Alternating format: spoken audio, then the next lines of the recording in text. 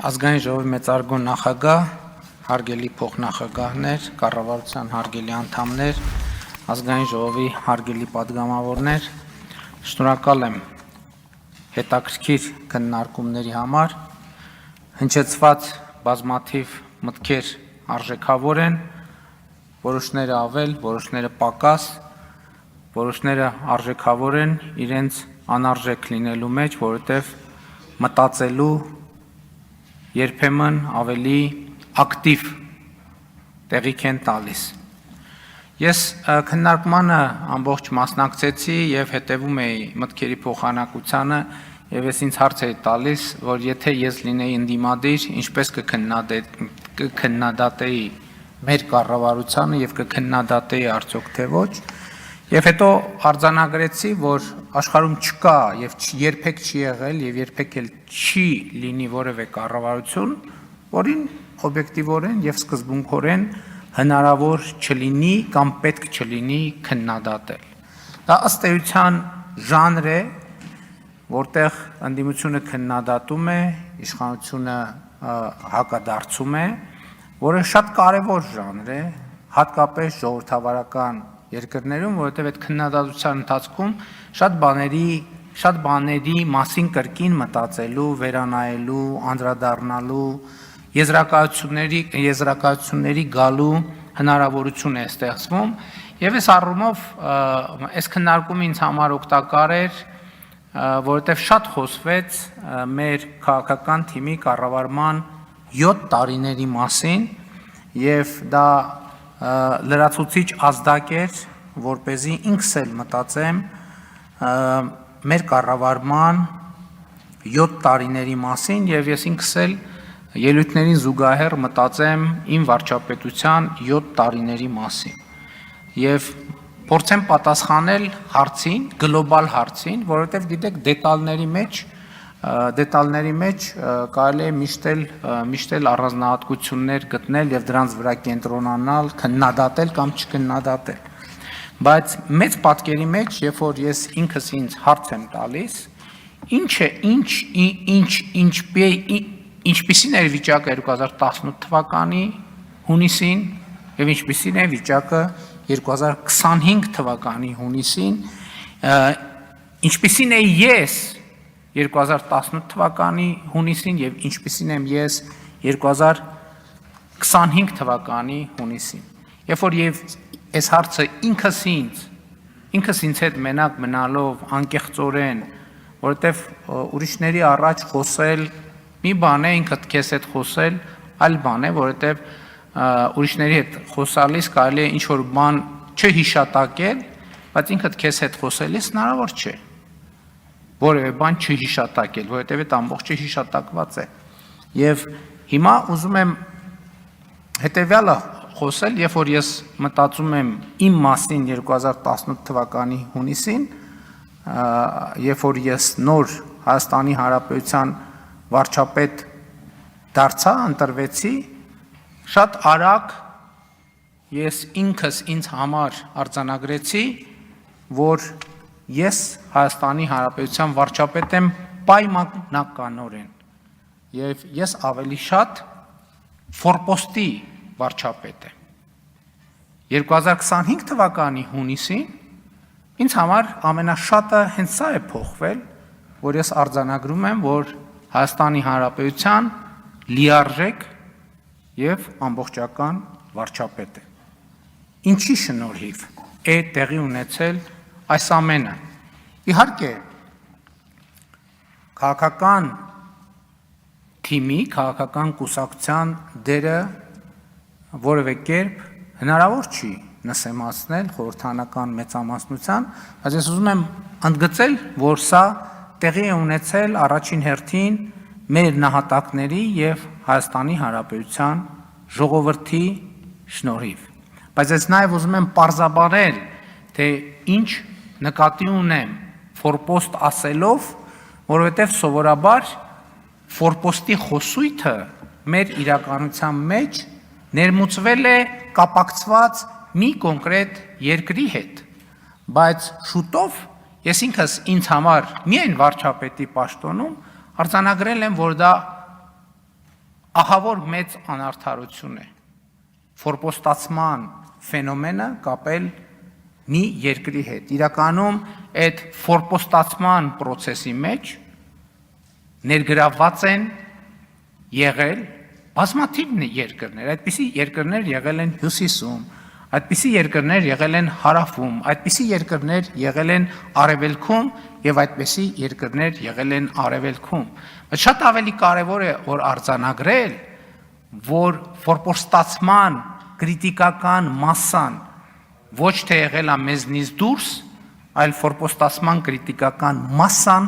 մենք ինքներս ենք եղել։ Մենք ինքներս ենք ապահովել եւ հետեւյալ տրամաբանությամբ մենք ինքներս մեզ հաշիվ չենք տվել, որ մենք Հայաստանի Հանրապետության կառավարություն ենք, խորհրդարան ենք, ժողովուրդ ենք, մենք ինքներս մեզ հաշիվ չենք տվել, որ մենք պետություն ենք եւ մենք ինքներս մեզ չենք փորձել ինքներս մեզ համար պարզաբանել, թե այնուամենայնիվ ինչ է պետություն, ինչպիսի պարամետրեր ունի այդ պետությունը, ինչպիսի վարքագիծ է ենթադրում պետություն լինելը եւ որ վարքագիծն է, որ մեզ դնում է պետություն լինելու անդին։ Եվ ես արձանագրում եմ, այո, 2018 եւ 2019 թվականին ես եղել եմ ֆորպոստի վարչապետ։ Առաջին հերթին այն պատճառով, որ եղել եմ այն տրամաբանության մեջ, ինչ տրամաբանության, որի հիմնական առանցքը եղել է հետևյալը, որ իրականում Հայաստանի Հանրապետությունը ոչ թե նպատակ երկիր է, այլ միջոց երկիր է մի ավելի մեծ նպատակ երկրի հասնելու համար։ Այդպիսին եղել եմ 2018 թվականին, այդպիսին եղել եմ 2019 թվականին։ 2020 թվականի նոյեմբերից հետո ես դեռևս եղել եմ ամենաֆորպոստի վարչապետի կարգավիճակում եւ կարծում եմ սա շրջադարձային կետ է եղել, երբ որ մենք մեր քաղաքական թիմը մենք բոլորս մեզ հարց ենք տվել, թե ի վերջո ինչ ենք մենք ուզում։ Մենք գտնվել ենք վերջնական եւ ամբողջական ֆորպոստացման գծի եզրին։ Եվ մենք մեզ հարց ենք տվել, մենք ուզում ենք այդ գիծը հատել, թե մենք չենք ուզում այդ գիծը հատել, եւ մենք որոշել ենք, որ մենք չենք ուզում այդ գիծը հատել, եւ այս այն կետն է, որտեղ մենք որոշել ենք, որ Հայաստանում պետքա տեղի ունենա արտահերթ խորհրդարանական ընտրություններ եւ ժողովուրդը պետքա կայացնի որոշումներ, իհարկե առաջին հերթին մենք ինքներս պետքա կայացնենք որոշումներ։ Եվ այս process-ը շատ կարևոր է արձանագրել, որ ինքը մի քայլանոց կոմբինացիա չի, եւ այս process-ը մի իրադարձությամբ չէ, որ կուլմինացիայի է հասել, բայց այնուամենայնիվ ես կարծում եմ, որ կա մի կետ, որտեղ այս process-ը, որտեղ ֆորպոստի ինձ համար անձամբ ֆորպոստի վարչապետից հստակ անցում է կատարվել դեպի Հայաստանի Հանրապետության վարչապետ։ Այդ գործում իհարկե 2021 թվականի խորհրդարանական արտահերթ ընտրությունները շատ մեծ դեր են խաղացել, բայց ես ուզում եմ հստակ ասել, որ այդ կետը, ես գիտեմ այն օրը, երբ որ ես վերածվել եմ Հայաստանի Հանրապետության լիարժեք վարչապետի եւ այդ կետից սկսած մինչեւ օրս գործում եմ բացառապես այդ տրամաբանությամբ։ Դա 2022 թվականի հոկտեմբերի 6-ն է, երբ որ ես դարձել եմ Հայաստանի Հանրապետության առաջին ղեկավարը, ով ճանաչել է Հայաստանի Հանրապետության տարածքային ամբողջականությունը։ Եվ մեր ընդդիմությունը այս օրը եւ այս փաստը եւ նույնիսկ Հայաստանի սահմաններից դուրս օգտագործում են այն տրամաբանությամբ, որ ես առաջին ղեկավարն եմ, ով ճանաչել է Լեռնային Ղարաբաղ Ադրբեջանի կազմում եւ ով ճանաչել է այդ տրամաբանությամբ Ադրբեջանի տարածքային ամբողջականությունը։ Եվ սա շատ կարեւոր եւ շրջադարձային պահ է, որովհետեւ իրականում եւ խորքային քաղաքական իմաստով եւ առարկայորեն ես ուզում եմ մենք հիշենք այդ պահը։ Այդ մի ժամանակներ էր, երբ որ մենք արձանագրեցինք, որ նույնիսկ մեր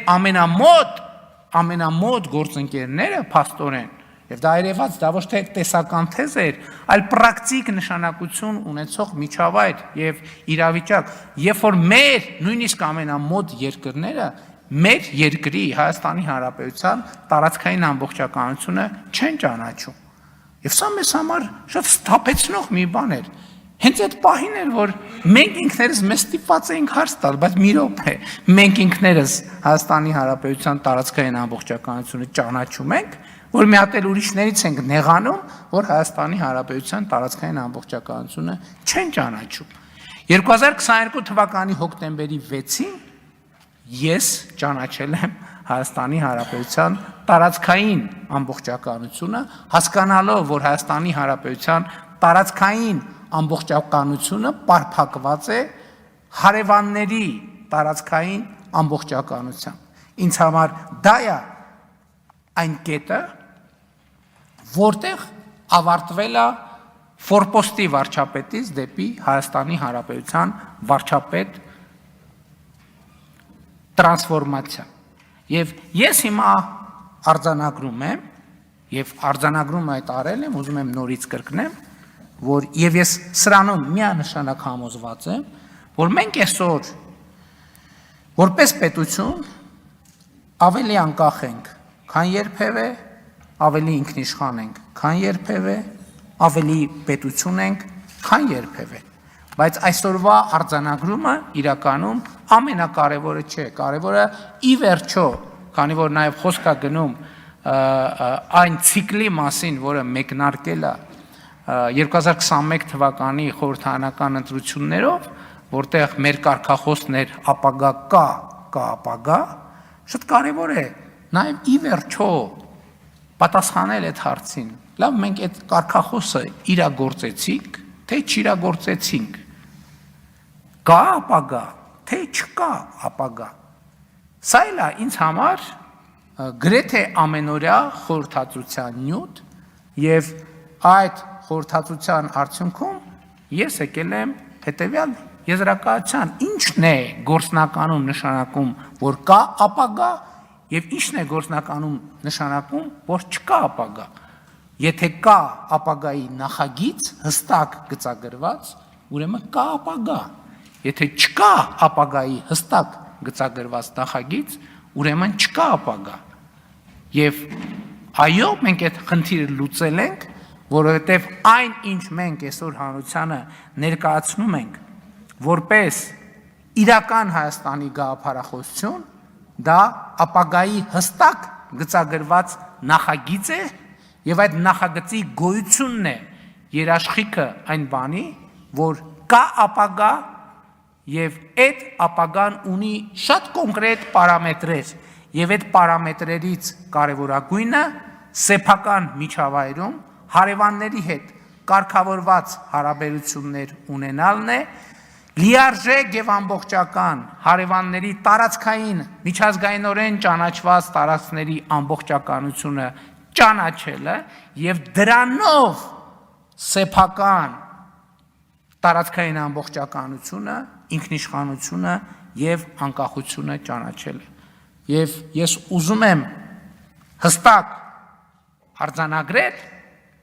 որ վերջին 7 տարիների պատմությունը հարգելի ներկաներ, ինչքան էլ փորձ արվի այլ կերպ ներկայացնել, հենց այս համատեքստում, հենց այս տեսակետից հաջողության եւ ոչ թե անհաջողության պատմություն է։ Տեսեք, շատ են խոսում նրա մասին, որ մենք կորցրել ենք Լեռնային Ղարաբաղը։ Ես այս հարցի մասին էլ բնականաբար շատ մտածել եմ եւ այստեղ էլ իմ եզրակացությունը հետեւյալն է. մենք ոչ թե կորցրել ենք Լեռնային Ղարաբաղը, մենք գտել ենք Հայաստանի Հանրապետությունը։ Այս է ճշմարտությունը, որովհետև ինչպես նախկինում ասել եմ, Լեռնային Ղարաբաղի հարցը որպես ինչպես ընդդիմության գործընկերներն էին ձևակերպում, որպես թոք օգտագործվել է որ Հայաստանի Հանրապետությունը չգտնվի, Հայաստանի Հանրապետությունը որպես անկախ եւ ինքնիշխան պետություն չկայանա եւ Հայաստանի Հանրապետությունը կայանում է եւ Հայաստանի Հանրապետության ապագայի նկատմամբ ես եւ մենք բոլորս առնվազն ես, որովհետեւ բոլորի հետ չեմ խոսել, դրա համար իմ անունի այս թեմայով շատ մանրամասն չեմ խոսել, ավելի լավատես եմ, քան երբևէ եւ ելի ուզում եմ ասել, որ սա ոչ թե անհաջողության, այլ հաջողության պատմություն է եւ սա է իմ այս պահի ամենակարևոր արձանագրումներից մեկը։ Այստեղ շատ խոսում են, գիտեք, մենք էլ երբեմն տրվում ենք ընդդիմության նետած ձևակերպումներից։ Այստեղ խոսում են, որ Հայաստանի մեր վրայով բալիստիկ հրթիռներ են թռնում, մենք էլ Հայաստանի վրայով ոչ մի բալիստիկ հրթիռ չի թռնում, ընդհակառակը Հայաստանի վրայով թռնում են օդանավեր այն քանակության, որ Հայաստանի պատմության մեջ երբեք չի թռել, բայց ես չեմ ուզում սա ներկայացնել որպես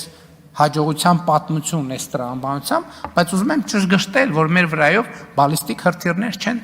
թռնում, եւ ես ուզում եմ ուրիշ բան ասել ձեզ, որպես Հայաստանի Հանրապետության վարչապետի պաշտոնը արդեն 7 տարի զբաղեցնող մարդ։ Հայաստանի Հանրապետությունը երբեք միջազգային իրադրություններին եւ իրավիճակներին, տարածաշրջանային հնարավոր խնդիրներին այնքան պատրաստված չի եղել, ինչքան պատրաստված է այսօր։ Եվ դրա ամենակարևոր արտահայտությունը այն արտաքին հարաբերություններն են բալանսավորված եւ բալանսավորման արտաքին քաղաքականության արդյունքում, որը մենք ունենք։ Այո, խաղաղության գործընթացի դինամիկան է Ադրբեջանի հետ, այո, Թուրքիայի հետ ակտիվ երկխոսության գործընթացն է, այո, տարբեր ուղղություններով մեր հարաբերությունների եւ մեր վիճակի կարգավորումը եւ մեր միջազգային հեղինակության աներկբա եւ աննախադեպ բարձրացումը։ Էլ եմ ասում, մենք շատ պարզ ենք նայում դրան, որովհետև արդեն դրանք իրողություններ են։ 2026 թվականին Հայաստանը հյուրընկալելու է համաշխարհային մակարդակի երկու կարևորագույն իրադարձություններ՝ Եվրոպական քաղաքական համայնքի գագաթաժողովը եւ կենսաբազմազանության COP17 համաժողովը։ Սրանք պատահական չեն եւ սրանք հաջողության պատմության ֆիզիկական արտահայտություններն են։ Շատ խոսվեց եկեղեցու հետ կապված իրադրության մասին։ Այո, փորձ են անում ներկայացնել, թե մենք պայքարում ենք եկեղեցու դեմ։ Իրականում մենք կանգնել ենք եկեղեցու սրբության սրբոցը նվիրապետությունը պաշտպանելու դիրքերում։ Մենք այսօր այլ բան չենք անում, քան եկեղեցու 356 թվականի Աշտիշատի ժողովով հաստատված նվիրապետությունը պաշտպանելն է։ Աշտիշատի ժողովում սահմանվեց, որ եկեղեցու վերնախավը պետք է լինի ուսակրոն։ Ինչու՞։ Առաջինը դավանաբանական հիմնավորումներով, որովհետև այդ դավանաբանական հիմնավորումներն է, որ եկեղեցու եւ Հիսուս Քրիստոսի եկեղեցու ծառաները ամենանվիրված եւ հավատարիմ ծառաները պետք է մոռանան անձնական կյանքի մասին, պետք է մոռանան ամուսնության մասին եւ պետք է ամուսնանան եկեղեցու հետ, պետք է անձնական կյանք ունենան եկեղեցու հետ, իրենց անձնական կյանքը պետք է պարփակված լինի Հիսուս Քրիստոսի ծառայության եւ ոչ որևէ այլ բանի մեջ։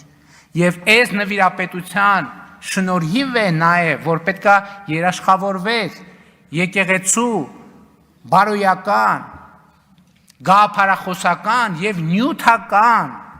անվտանգություն այդ թվում, որովհետև այս որոշման տրամաբանության մեջ նաև այն էր, որ եկեղեցու ունեցվածքի նկատմամբ ուղղակի կամ անուղղակի ժառանգական իրավունքներ չծագեն,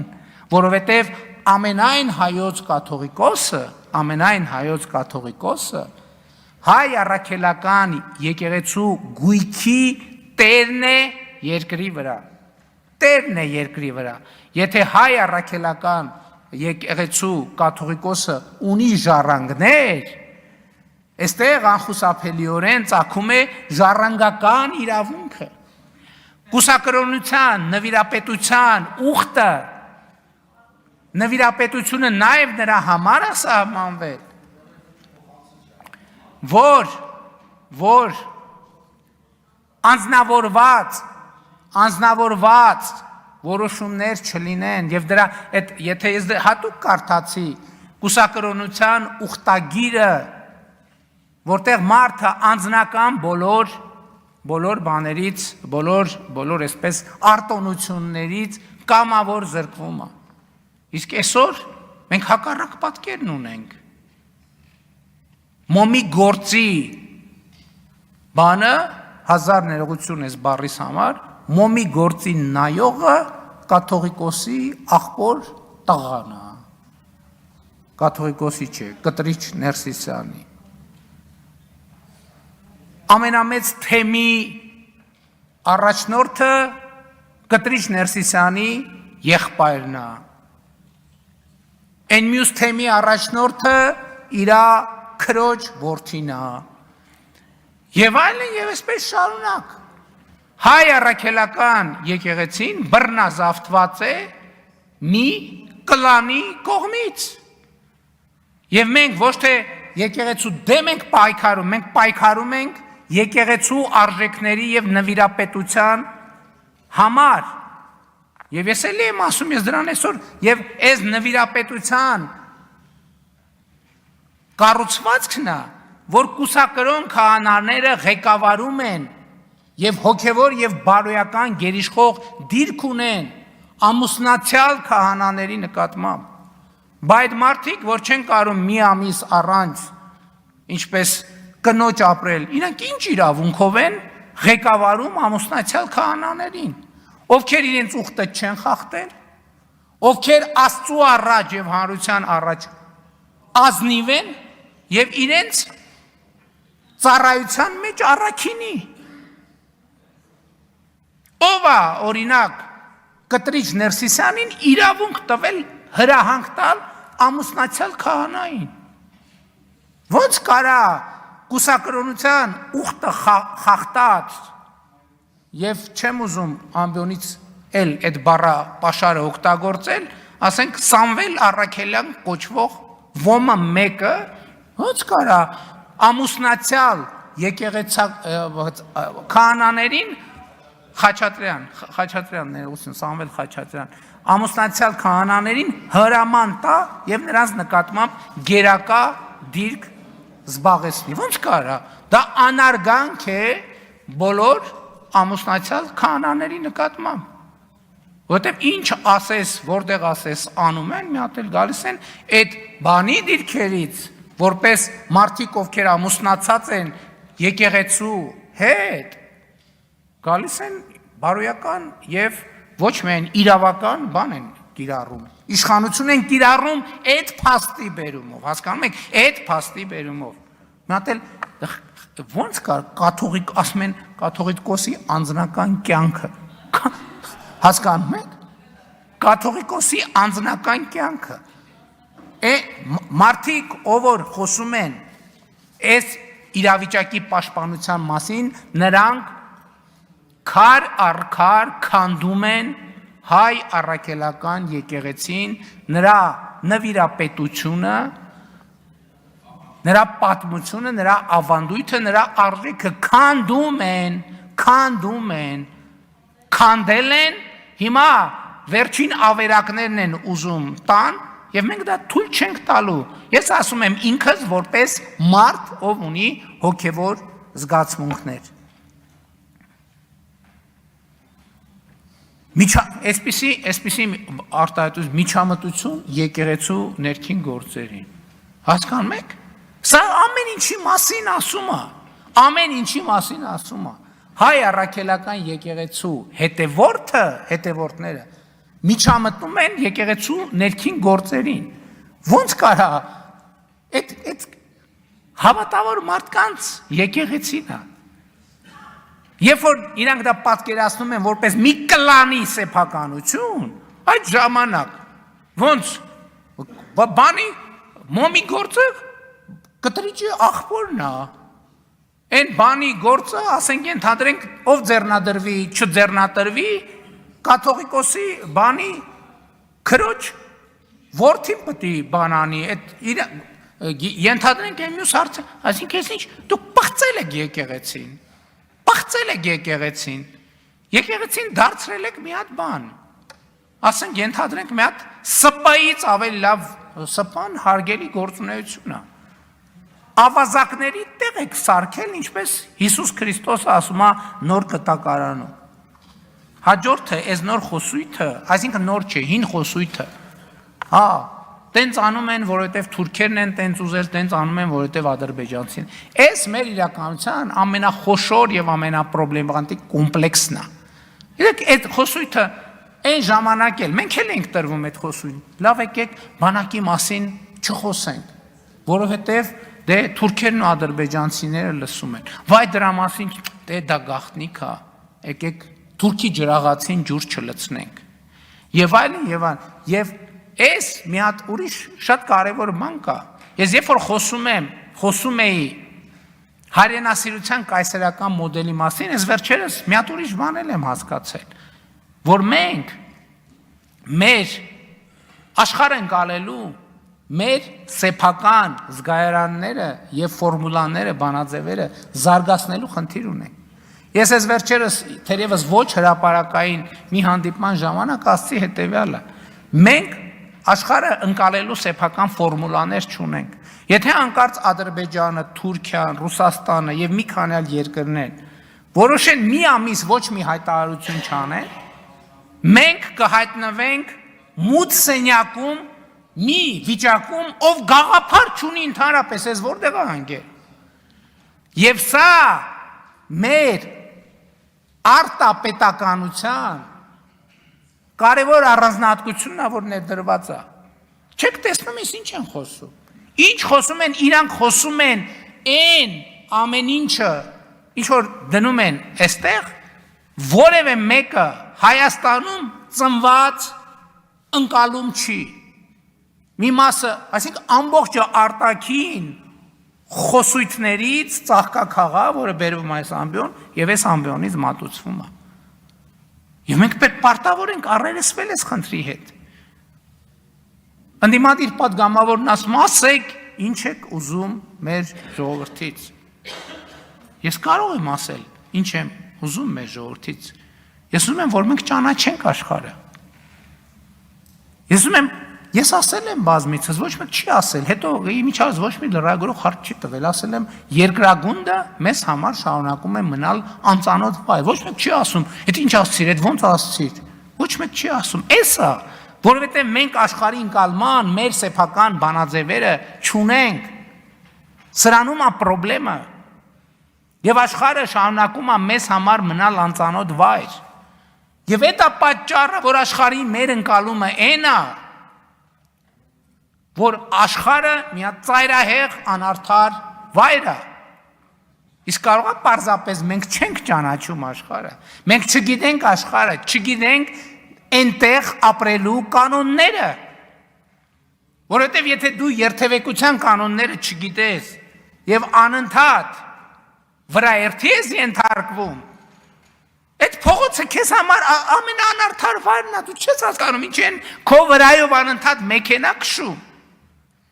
Եվ ասում ես, այս ինչ անարդար տեղ եմ ես ընկել, Աստված, ուր ես նայում Աստված, ով երթևեկության անարդարություն, թող որ ես թքեմ քո բաց ճակատին, որովհետև դու չգիտես, որ դու հայտնվել ես մի տեղ, որտեղ որոշակի կանոններ կան, անցում կա, հոծգից կա, լուսացույց կա, Եվ պետք է իմանալ այդ կանոնները վրա երթի չենթարկվելու համար։ Մենք ուզում ենք, որ մենք ճանաչենք աշխարհը։ Էլի երկու բան կար ասելու, բայց թերևս դրանց կանդրադառնամ իմ Facebook-յան էջում։ Որովհետև այդ անդրադարձերը չեմ կարծում, թե արժանի են ազգային ժողովի ամբիոնից հնչեցնելու։ Շնորհակալ եմ։